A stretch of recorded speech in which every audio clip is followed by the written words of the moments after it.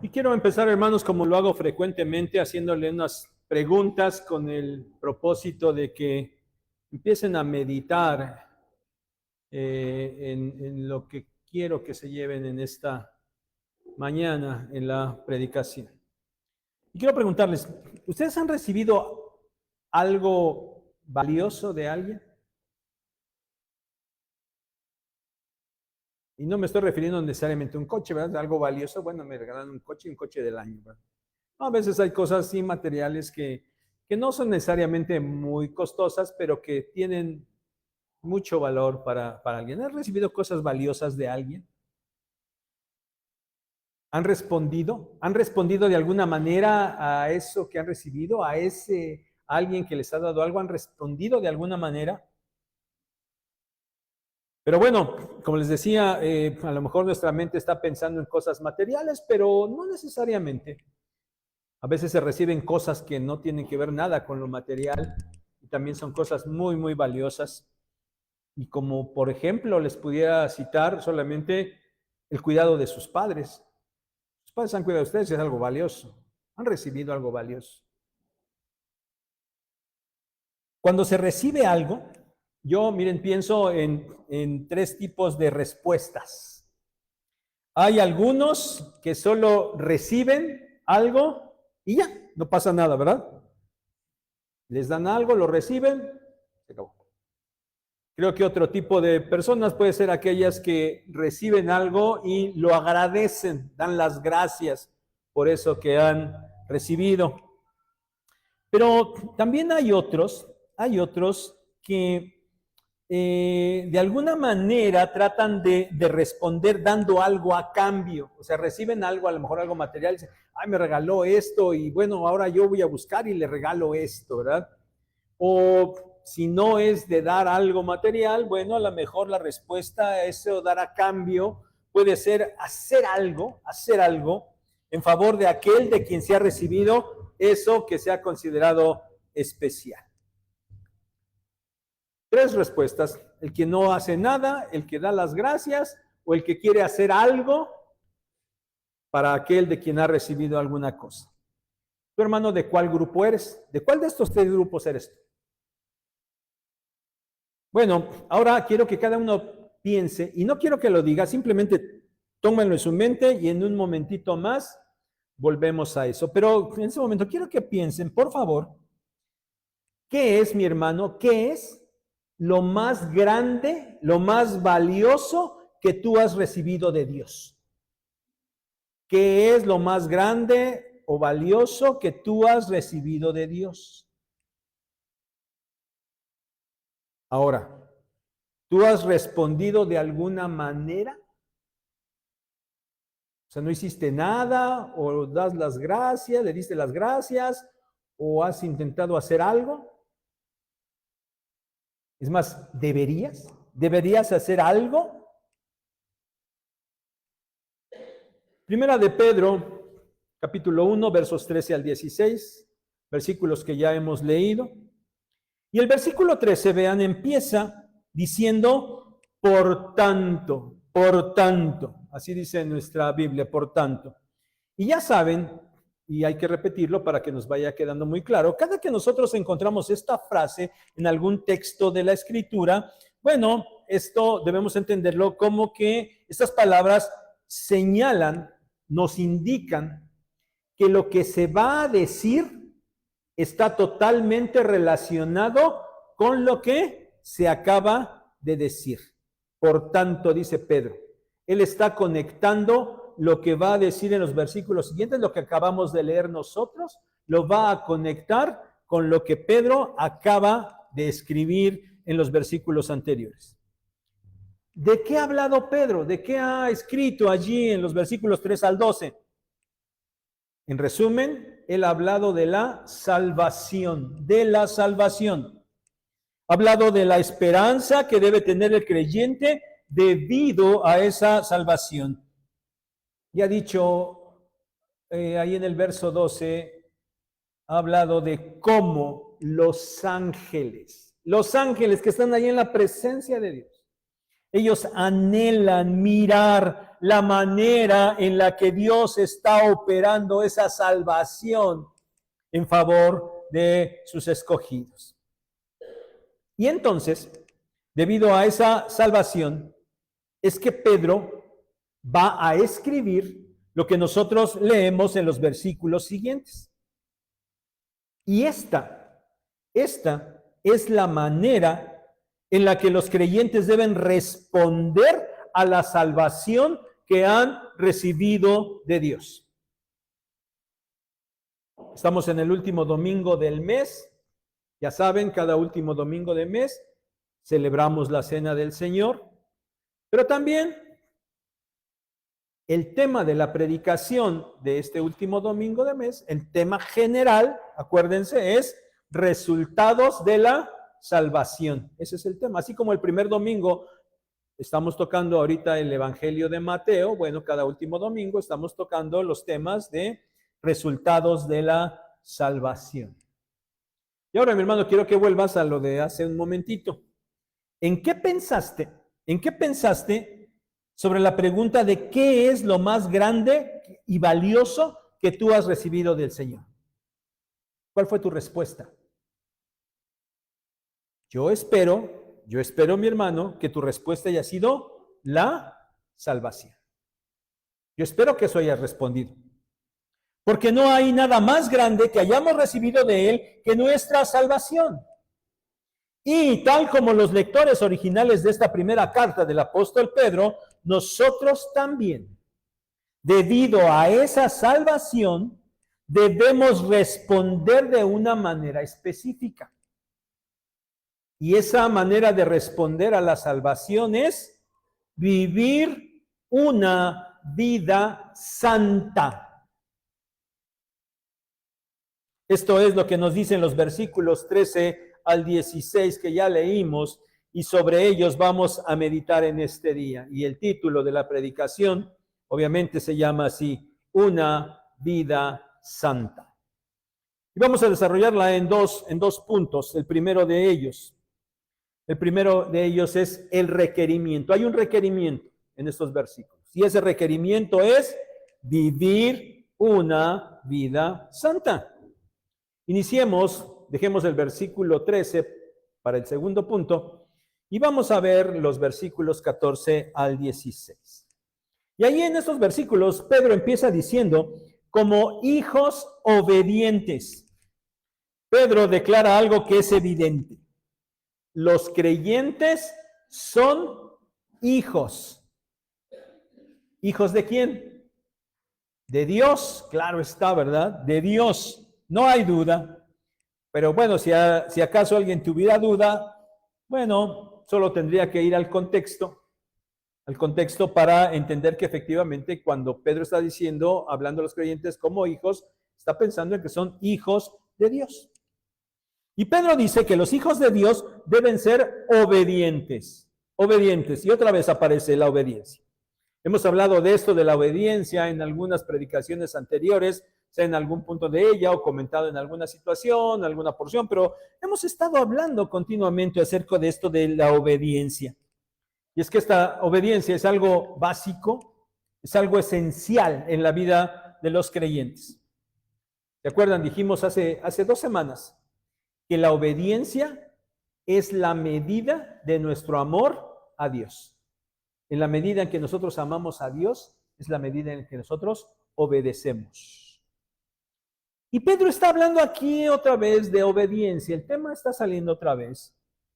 Los creyentes son hijos de Dios y deben ser obedientes. Y por la obediencia, los creyentes, dice Pedro, ahí escribe, no deben conformarse a los deseos que antes tenían en su ignorancia. Esta palabra conformarse significa ser formado por o ser moldeado según. Y el sentido de este conformarse, de este ser formado o moldeado, se refiere a algo externo, a tomar una forma externa. Ese Ese es el sentido de este conformarse. Entonces dice ahí Pedro que los creyentes no pueden ser moldeados en su forma externa por o según los deseos que antes tenían. ¿Antes cuándo? Antes de haber recibido la salvación, antes de esto. Miren, la forma externa de los inconversos, de las personas que no tienen a Cristo, solo refleja, su forma externa, solo refleja lo que hay en su interior, lo que ellos son en su interior. Los creyentes que ya han sido redimidos, han sido regenerados, bueno, en ellos ese carácter interior, esa naturaleza interior, ya no es la misma. Han sido transformados y por lo tanto, su forma externa, la forma externa del creyente, no debe ser moldeado según el carácter interno que antes tenían, antes de ser salvos. No puede ser moldeado por esto. Porque ese carácter que antes tenían los llevaba a deseos puramente pecaminosos, deseos debidos a su ignorancia, dice ahí Pedro. Vean cómo Pedro habla de la condición de aquellos que no han recibido al Señor Jesucristo, que viven todavía en su pecado. Bueno, dice que lo hacen por ignorancia, debida a su desconocimiento, pero de Dios. Y sigue diciendo Pedro ahí, sino, no deben conformarse a los deseos que antes tenían en su ignorancia, sino, y esta palabrita sino nos indica un contraste. Es no aquello, sino esto. En lugar de aquello, ahora esto. Hay un contraste. Y este contraste está determinado, escribe ahí Pedro, este contraste está determinado por aquel que los ha llamado. ¿Llamado a qué? A salvación. ¿Y quién es? ¿Quién es quien les ha llamado a salvación? Pues Dios. Y escribe allí Pedro que aquel que los ha llamado es santo, santo. Y dice que los creyentes también deben ser santos en toda su manera de vivir. En toda, que quede claro. ¿En qué parte de la vida o en qué área de la vida del creyente debe haber santidad? En toda su manera de vivir. Como les he mencionado recientemente, en la vida y en la vida del creyente no hay compartimentos. No hay una parte que sea nuestra parte familiar y luego nuestra parte de trabajo. No. La vida del creyente es una vida integral. Y toda su manera de vivir debe ser santa. Y Pedro basa su declaración de llamado a esa vida de santidad en las Escrituras. Y él escribe ahí, porque escrito está. Ya sabemos que cuando Pedro y todos los autores del Nuevo Testamento hablan de escrituras, evidentemente están refiriéndose a lo que nosotros tenemos como el Antiguo Testamento, porque el Nuevo Testamento, bueno, estaba formándose, ellos, sus escritos, iban a ser parte de eso. Por eso cuando ellos hablan de las escrituras, están citando el Antiguo Testamento. Y el Antiguo Testamento, allí en Levítico, y bueno, creo que ya la mayoría de ustedes, gracias a Dios, ¿verdad? Ya la mayoría de ustedes ya leyeron Levítico, ¿verdad? Ya estamos en esa parte, ya no estamos como antes que no sabíamos ni dónde. Leyeron Levítico, quizás un poco forzados porque había que leer toda la Biblia, ¿verdad? Y les daba flojera, ¿verdad? Cuando empezaban a leer Levítico les daba mucha flojera. Pero bueno, ya leyeron Levítico. Entonces, ya para ustedes es claro que Levítico dice en el capítulo 11, versículos 44-45 y en el capítulo 19, verso 2, en estos versículos el Señor ordena, sean santos porque yo soy santo. Y Pedro está citando estas escrituras. Sean santos porque yo soy santo. El requerimiento entonces, el requerimiento para el creyente es que viva una vida santa. Y la razón por la que debe hacerlo es porque aquel que lo ha salvado, aquel que lo ha llamado, aquel que le ha dado vida, es santo. Por eso debe ser santo. Miren, nosotros leemos en estos versículos, primero, que dice que debemos, o el creyente debe ser santo, como Dios es santo.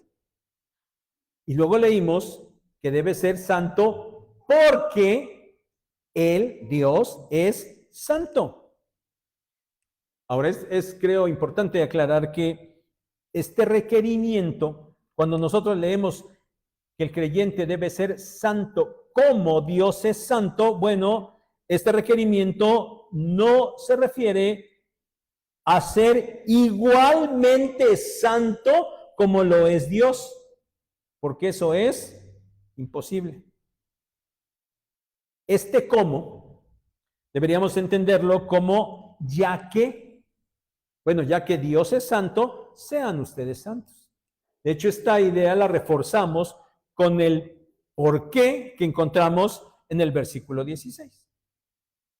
Hay que ser santos porque Dios es santo. Otra vez, no significa igualar la santidad de Dios, sino reflejar el carácter santo de Dios, imitar esa cualidad de santidad. Y esto en la medida en la que Él mismo otorga y permite. Pero aún así, no es poca cosa. La vida de santidad en un creyente, aunque no iguale la santidad de Dios, de todas maneras no es poca cosa. ¿Qué significa? Si debemos ser santos como Dios es santo, debemos pensar qué significa que Dios es santo. Miren, la santidad es un atributo de Dios. Es parte de su naturaleza, es parte de su ser. La santidad de Dios es un atributo en Él, como lo es su justicia, su amor, su bondad, su misericordia, su omnipotencia, su omnisciencia. Todo esto es parte del ser de Dios, de la naturaleza de Dios. Hay un teólogo por ahí que dice que en vez de atributos, porque la palabra atributos es algo que oímos normalmente, estamos muy acostumbrados y hasta lo utilizamos, ¿verdad? Pero por ahí hay teólogos que dicen que sería mejor llamarle las perfecciones de Dios. Pero bueno, el tema que nos está ocupando más bien es ¿qué significa que Dios es santo? La palabra santo, y muchos de ustedes sin duda que lo saben, la palabra santo significa básicamente separado, separado. Ese es su significado básico. Ahora, con relación a Dios, podemos considerar dos aspectos básicos de esta santidad, de esta separación. Que Dios es santo, en primer lugar, significa que Dios es totalmente distinto. Él está separado de todo, porque su santidad es infinita. Él está separado de todo, está separado de su creación, está separado del hombre. Él está por encima de todo. Esto habla de la trascendencia de Dios. Dios está completamente aparte. Pero esta separación no significa lejanía. Estar aparte significa simplemente que Él es infinitamente distinto.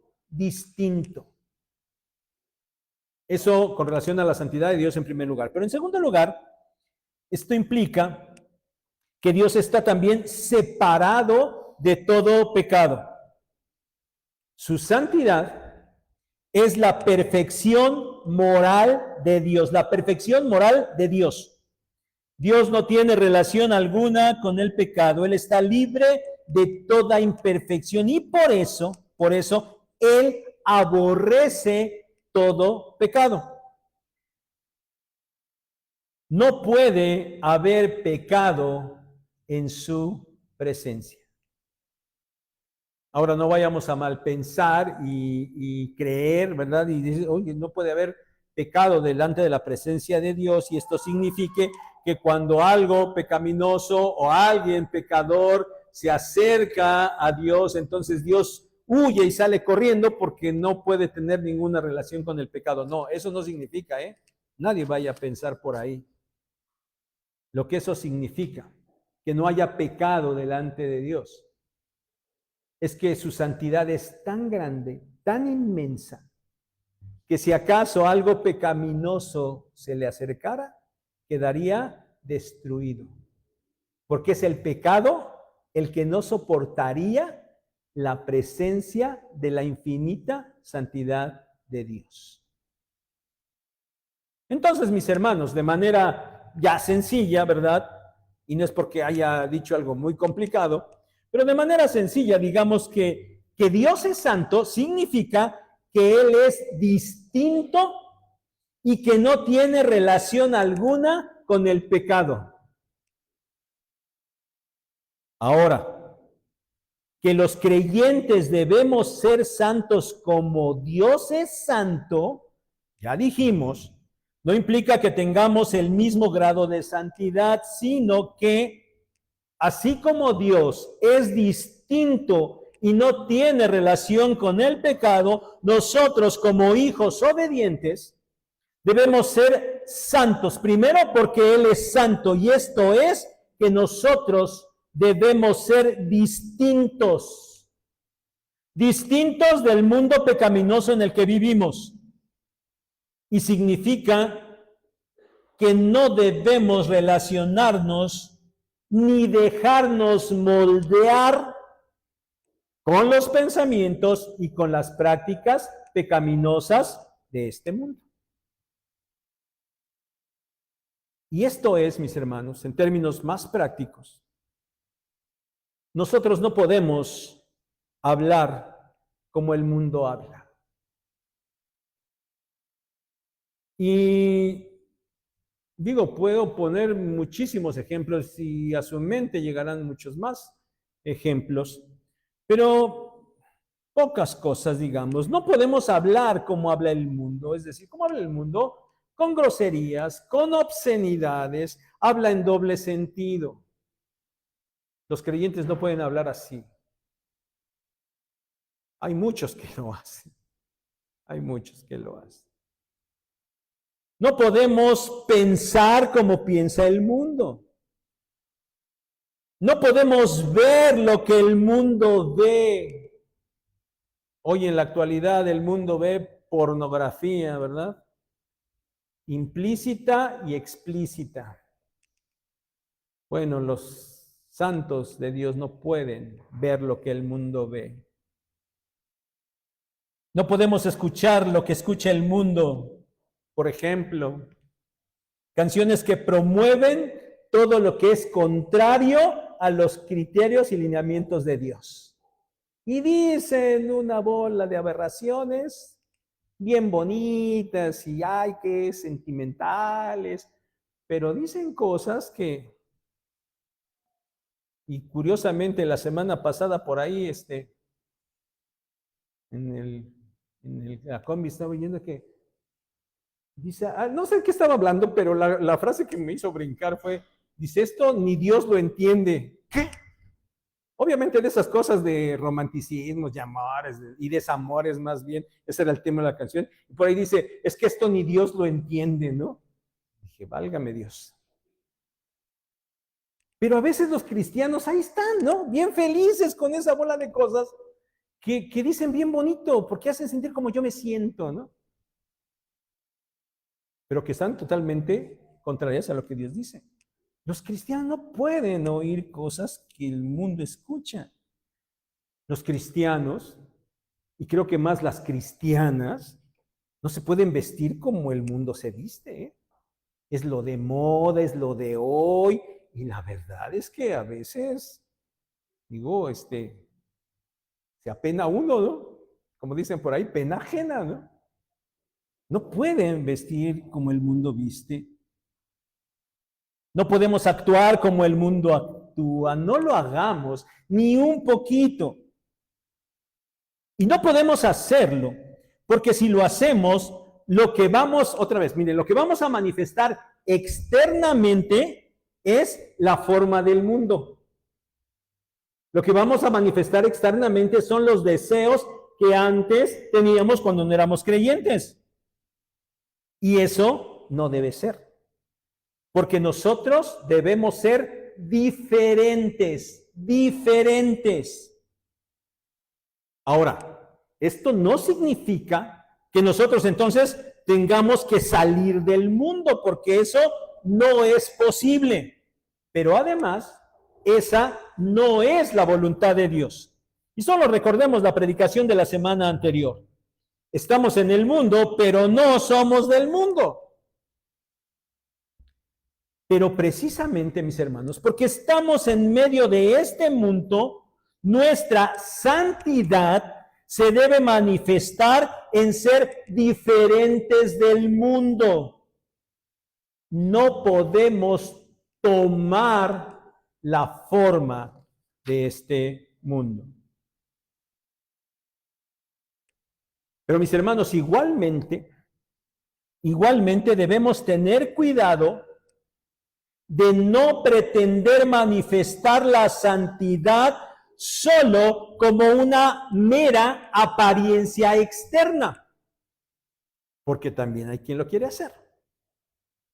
Hay quienes dicen ser santos y pretenden comportarse como santos, pero solo en su forma externa. Y por eso digo que hay que ser cuidadosos con esto, porque no se trata de aparentar ser santos. Estos textos, estos versículos nos dicen claramente que hay que ser santo. No hay que aparentar ser santos. No hay que intentar hacer cosas santas. Hay que ser santos. La santidad no es una vestimenta que se pueda uno poner, porque la santidad es algo que emana del interior, de esa naturaleza que ha sido regenerada por Dios. Otra vez, no hay que parecer santos, hay que ser santos. Cuando hay una verdadera santidad de vida en el interior, el reflejo de lo externo será una verdadera santidad, no una santidad aparente. Y nuestra motivación de santidad debe ser el Señor Dios. Debemos ser santos porque Dios, nuestro Dios, nuestro Padre Celestial es santo. Por eso debemos ser santos. Miren, en la vida, en el día a día, nosotros nos enfrentamos continuamente a esa lucha. A ese nos comportamos santamente o nos comportamos mundanamente, ¿no? Y nos cuesta trabajo. Nos cuesta trabajo. Y a veces no sabemos lo que tenemos que hacer, pero a veces no sabemos cómo decirle a los demás que no lo hacemos y por qué no lo hacemos o por qué no lo debemos hacer. Y se los digo porque eso me pasó a mí hace muchísimos años. Crecí por la gracia de Dios en el cobijo de mi familia, de mis padres, mis hermanos, mis tíos, en el cobijo de esta iglesia. Y bueno, es más, con nuestra familia no cristiana, pues ni teníamos relación. Entonces, ya imagínense, ¿no? Yo crecí así. Terminé mi carrera y me fui a trabajar y ¡boom! Hay un choque por ahí, ¿no? Y de repente, esos primeros días, pues ya estaban trabajando. Vámonos a comer. Pues vamos a comer. Pues vamos a comer, es la comida, ¿no? Y vamos a comer y van y se meten a una cantina. ¿Qué? Pues no, que íbamos a comer. Bueno, ¿y cómo carambas decir que, pues, ¿qué quieres tomar? Pues yo una Coca-Cola. No, hombre. Las burlas a más no poder, ¿no? Y así va uno avanzando y te vas viendo, y luego de repente empieza uno a escuchar allí que hay otros que, pues, ¿por qué no quieren? Pero bueno, de repente por ahí y empiezan a inventar cosas con que, oye, a ver, ¿qué te vas a tomar? No, no puedo porque estoy en tratamiento, estoy tomando pastillas y entonces, pues por eso no puedo tomar alcohol, ¿no? Ese es el pretexto. Y yo dije, pues ese sería un buen pretexto, ¿verdad? Para que no me estén diciendo. Pero después digo, oye, pero eso es absurdo en mí, ¿no? O sea, pues la verdad, además es mentira, yo no tengo tratamiento, no estoy tomando nada, ¿no? Tenía 23 años, hermanos, pues, ¿qué enfermedad tenía yo, no? Bueno, el punto es o sea, lo que lo quiero llevar, hermanos, con este ejemplo que ya saben que no pongo normalmente de mi vida personal, pero el ejemplo, el punto al que los quiero llevar es que uno se enfrenta a situaciones que uno no debe hacer, ¿no? Y a veces uno no tiene los argumentos para decir por qué no hacerlo. Y entonces, algunos a manera de broma, después que se enteran, pues es que pues tu religión te lo prohíbe, ¿no? Entonces hay una serie de cosas por ahí. Y bueno, con esto batallé mucho. Y bueno, gracias a Dios nunca cedí. Esa es una realidad. No cedí nunca, pero sí batallé mucho. Hoy diría, ¿por qué no tomas? Porque yo soy santo. Y mi Dios es santo. Por eso. Y no solamente eso, sino cualquier otra cosa. Nuestro argumento, hermanos, ese es el punto, nuestra razón de nosotros vivir una vida de santidad, es decir, una vida que nos hace ser diferentes del mundo. La razón es porque nuestro Dios es santo y ese debe ser nuestro argumento. Y ahora déjame poner un ejemplo que te involucre a ti, ¿verdad? Te invitan a una fiesta familiar, tu familia no cristiana, ¿vale? Y no es ahí una reunioncita sencilla del cumpleaños, del niño que nada más va a ver el pastelito, no, te invitan a una fiesta, un pachangón, un verdadero pachangón.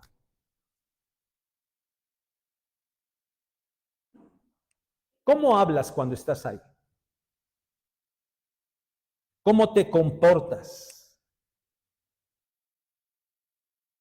¿Te ves y te escuchas igual que todos los que están presentes? En la foto sales con la cerveza enfrente de ti a medio tomar y cuando cena el cumbión aquel te paras a bailar. Es decir, te amoldas, tomas la forma externa del ambiente en el que te encuentras o se nota que tú eres diferente. Bueno, este es solo un ejemplo de algo que pudiera ser muy común. Pero así podríamos mencionar, y yo quiero que pienses y medites en todas aquellas situaciones en las que tú te puedes encontrar, en las que estás luchando en saber si te amoldas a lo que hace el mundo y hacer como es el mundo, o tienes que ser diferente.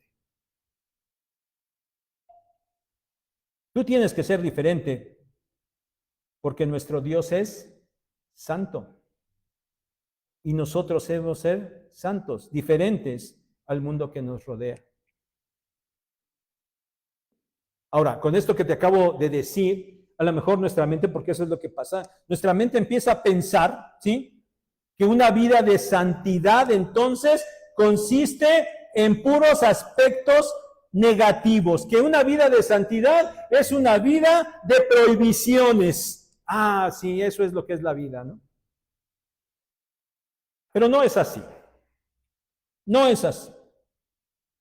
La santidad de vida no solo se trata de lo que no se debe hacer, sino también de lo que sí se debe hacer. Hay que ser bondadoso cuando todos los demás no lo son. Se trata de ser justo cuando todos los demás no lo son. Se trata de ser honesto y honrado cuando todos los demás no lo son. Entonces, mi hermano, este primer punto, hay un requerimiento. Y el requerimiento de nuestro Dios por la salvación que nos ha otorgado es que nosotros vivamos vidas santas. Y debemos hacerlo tan solo porque Él, nuestro Dios, nuestro Padre, es santo. Punto número 2. La forma. ¿Cómo vivir una vida santa? Bueno, entendemos, y yo espero que todos entendamos y aceptemos que debemos vivir una vida de santidad y que nadie está diciendo, no, yo, pues no, ¿verdad? Yo espero que nadie esté así y que todos lo creamos y lo aceptamos y lo queramos hacer. Pero el punto es, ¿y cómo lo logramos? Porque en la vida diaria es complicado. ¿Cómo lo logramos? Bueno, vayamos al verso 13 que dejemos en espera hace un momento. Y en este versículo 13, nosotros vamos a encontrar, vean el verso 13 y encontramos tres cosas. Una es ceñir los lomos del entendimiento. La segunda es ser sobrios. Y la tercera es esperar en la gracia que se obtendrá cuando el Señor Jesucristo sea manifestado. Ahora, ¿qué son estas cosas? ¿Qué significan? Bueno, vamos a comentarlas muy, muy brevemente. La primera de ellas, ceñir los lomos del entendimiento. Miren, esto de ceñir los lomos es una expresión que significa prepararse para actuar. Eso significa. Ceñir los lomos significa prepararse para actuar. ¿En qué se basa esta explicación? Bueno, se basa en la vestimenta que se utilizaba en aquellos tiempos, en los tiempos en el que Pedro está escribiendo. Y todos hemos visto esas túnicas, ¿verdad? Sea en ilustraciones o en películas, conocemos perfectamente la vestimenta de aquellos tiempos. Y ya sabían, túnicas hasta los pies, largas y pues holgadas ciertamente. Si alguien quería hacer algún trabajo, alguna actividad, o quería correr, inclusive cuando había que ir a la guerra e ir a luchar, pues esas túnicas largas y holgadas como que no lo permitían. De hecho, lo impedían. Por eso, si alguien quería ponerse en acción, ceñía la túnica. Es decir, la amarraba, la levantaba, la amarraba con un cinto. Eso era ceñir, porque tenía que realizar una actividad, una acción. Cuando dice ceñir los lomos, bueno, también es la expresión, tiene que ver con la parte, nosotros diríamos ceñirla a la cintura, ¿verdad? Pero bueno, en ese momento la expresión era ceñir los lomos, haciendo alusión a la parte donde tenían que amarrar la túnica. Entonces, cuando ya estaban en esa condición, ya estaban listos para actuar. Entonces, ceñir los lomos significa prepararse para actuar. Obviamente, Pedro está utilizando esta expresión metafóricamente, porque dice que lo que hay que ceñir es el entendimiento. Y lo que él quiere decir entonces, en este primer punto de ceñir los lomos del entendimiento, es que hay que preparar la mente para actuar. Queremos vivir una vida santa, hay que preparar la mente para actuar. En segundo lugar, dijo, hay que ser sobrios. La palabra sobrio significa estar libre de la influencia de productos embriagantes, no estar intoxicados con vino. Eso es lo que significa estar sobrios o ser sobrios. Creo que todos entendemos perfectamente, sabemos la condición en la que se encuentra una persona cuando está en estado de ebriedad.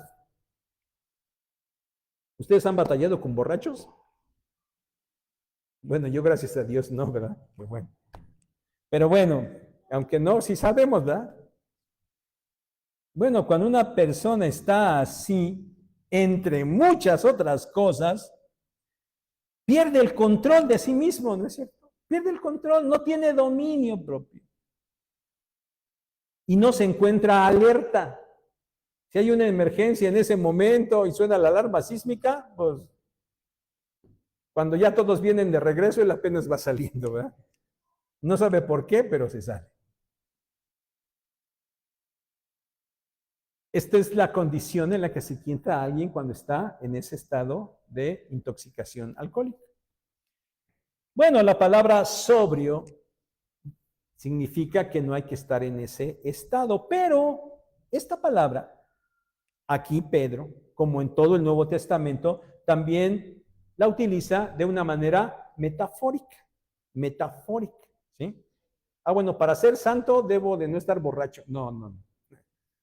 No significa eso. De una manera metafórica, y significa, ser sobrio significa estar vigilante, estar alerta, estar atento, tener templanza, tener dominio propio, tener la mente clara para poder hacer juicios correctos. Eso significa ser sobrio. Y la tercera cosa que mencionó Pedro aquí es esperar en la gracia que se obtendrá cuando el Señor Jesucristo sea manifestado. Bueno, la manifestación del Señor Jesucristo no es más que el evento glorioso de su regreso.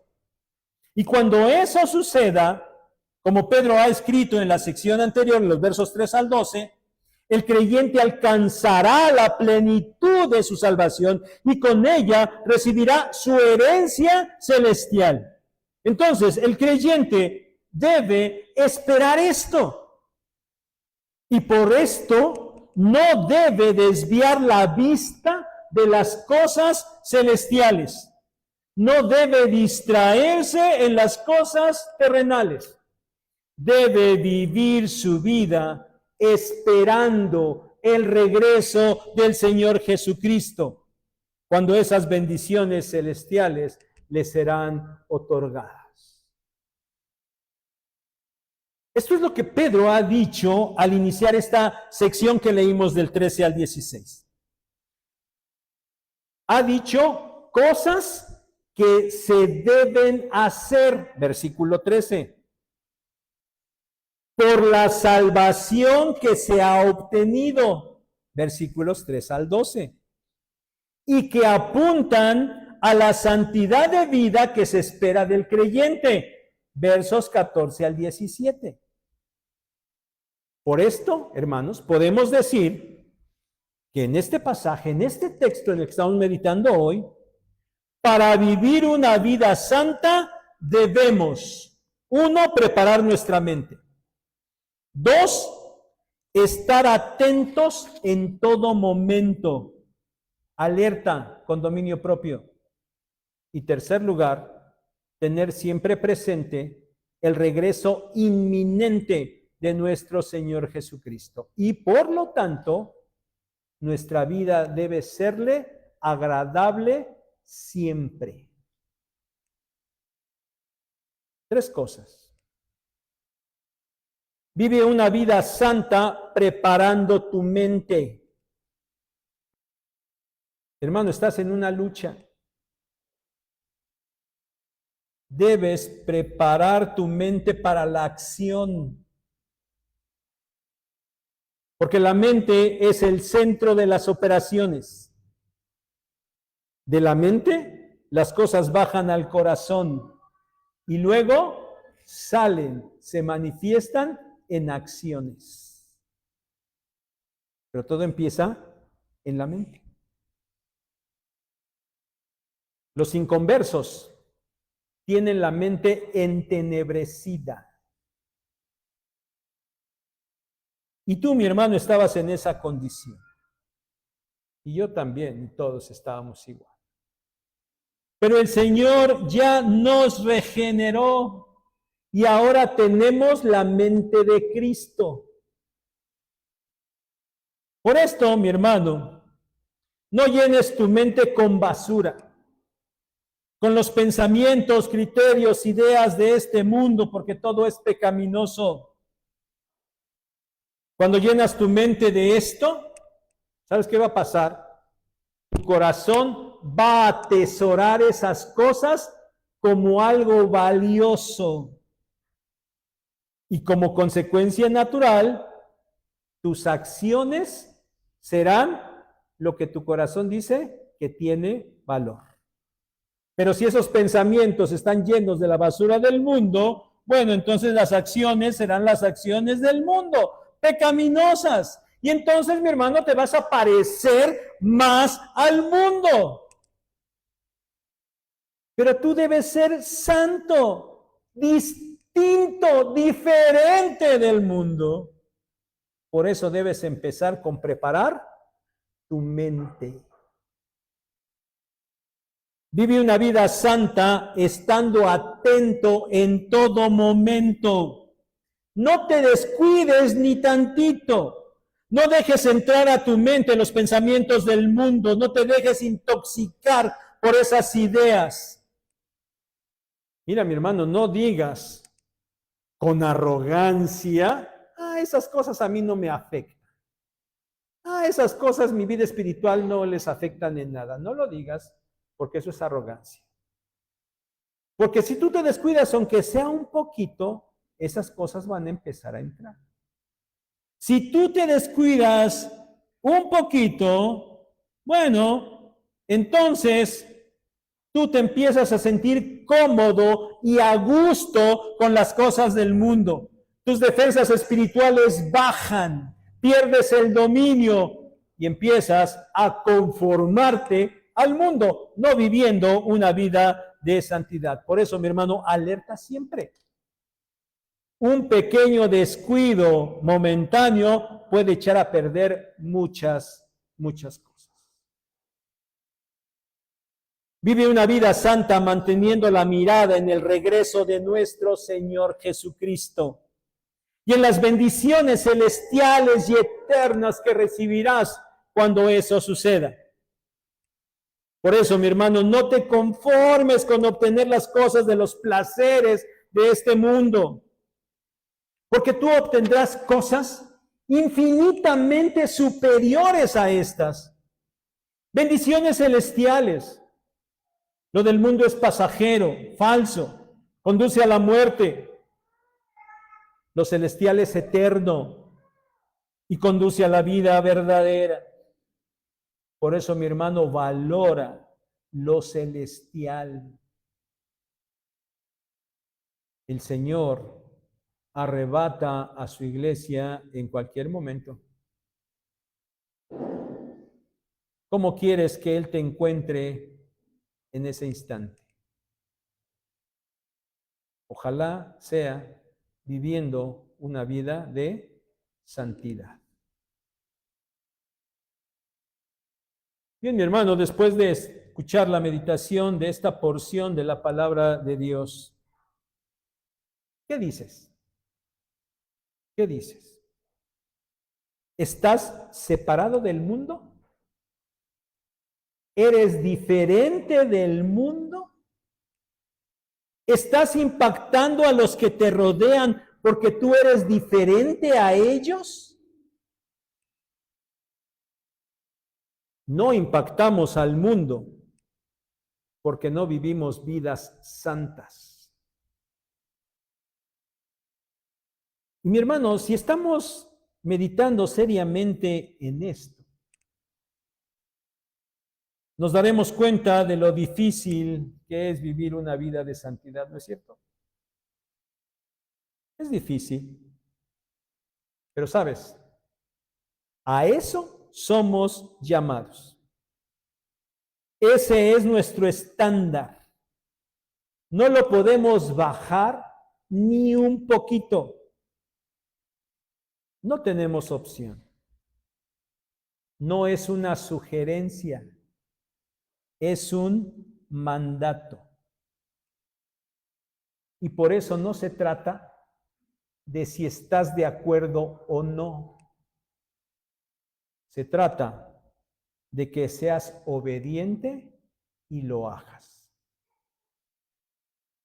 Debemos vivir vidas santas y debemos hacerlo porque nuestro Dios es santo. Concluyo, hermanos, con una historia que ya les he platicado en 2 ocasiones anteriores, pero casi estoy seguro que ni se acuerdan de ella. Y algunos de ustedes, bueno, ya tiene tiempo que las he platicado y algunos de ustedes no las han escuchado, esa es una realidad, pero bueno, los que las escucharon seguro que ni se acuerdan. Por eso la platico nuevamente en primer lugar. Pero en segundo lugar, porque me es útil para poder concluir la predicación de hoy. Hace entre 37 y 39 años, hace 36, 39 años, cuando todavía mi esposa y yo no nos casábamos, ella estaba haciendo su servicio social en el estado de Michoacán. Y ella venía los fines de semana para acá, pues a su casa a ver a sus papás, estar. Supongo que también va a venir a verme a mí, espero que así sea, ¿verdad? Bueno, venía para acá, ¿no? El caso es que los domingos por la noche ya viajaba para regresar a Michoacán. Y los domingos en la noche la acompañaba, yo la llevaba hasta la terminal poniente, allá la de observatorio de autobuses. Y el metro, en la línea 9, bueno, no estaba como hoy a todas horas, creo que desde las 5 de la mañana hasta la 1 de la mañana, el metro está a reventar, creo, ¿verdad? Bueno, en aquel tiempo, el domingo en la noche, estaba el metro vacío, ¿no? Van los vagones con 2 o 3 personas sentadas. Varias veces, más de alguna vez, nos encontramos a cadetes del colegio militar que iban viajando en el metro, iban para el colegio militar, básicamente, para allá. Estas personas, estos jóvenes, impecables en su vestimenta, de verdad, una cosa impecable. El metro vacío y ellos de pie. No se permitían ni en lo más mínimo poner en mal el uniforme que portaban. Ellos eran cadetes del heroico colegio militar y se mostraban y se portaban como tales. Ni siquiera crean que iban parados, ya iban recargados ahí en una mala postura, no, totalmente firmes. Se comportaban de esa manera porque ellos eran cadetes del heroico colegio militar. Me impactó. Pues bien, mis hermanos, nuestro Dios, nuestro Padre Celestial es santo y nosotros somos sus hijos. ¿Cómo deberíamos mostrarnos para el mundo? En santidad. En santidad. Debemos ser santos porque nuestro Dios es santo. Que Él nos bendiga.